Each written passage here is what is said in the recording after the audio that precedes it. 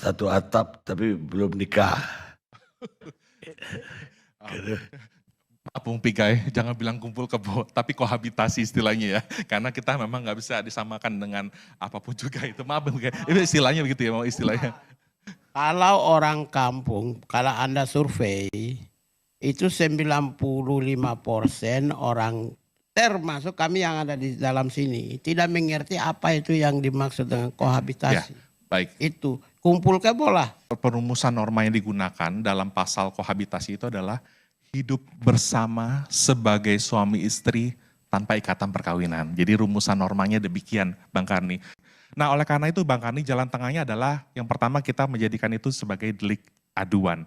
Yang kedua, good news-nya Bang Karni, di bagian penjelasan mengenai pasal kohabitasi itu, kita memberikan penjelasan gini Bang Karni.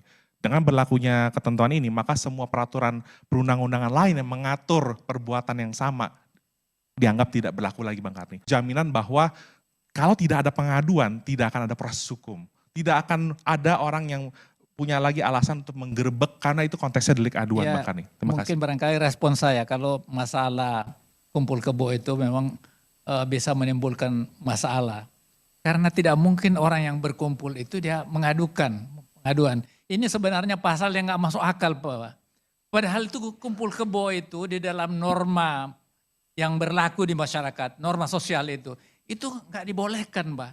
Tetapi kenapa dibuat yang seperti itu, pengaduan? Ini nggak masuk akal Pak. Mana ada dua orang tinggal di satu tempat, dia nggak kawin, dia apa, akhirnya punya anak.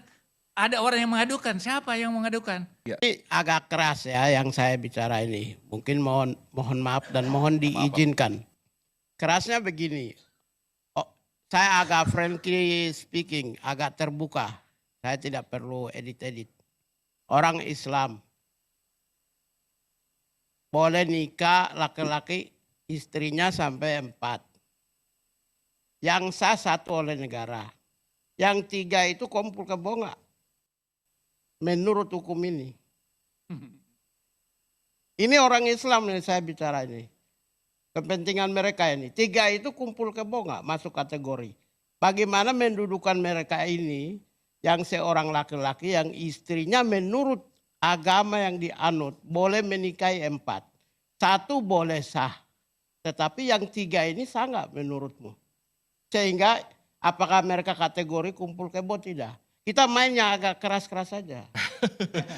Begini, saya menanggapi dulu tadi ya yang disampaikan Prof, kemudian nanti saya akan tanggapi. Nah, oleh karena itulah tindak pidana kohabitasi ini dirumuskan untuk tadi yang pertama mencegah terjadinya perbuatan main hakim sendiri.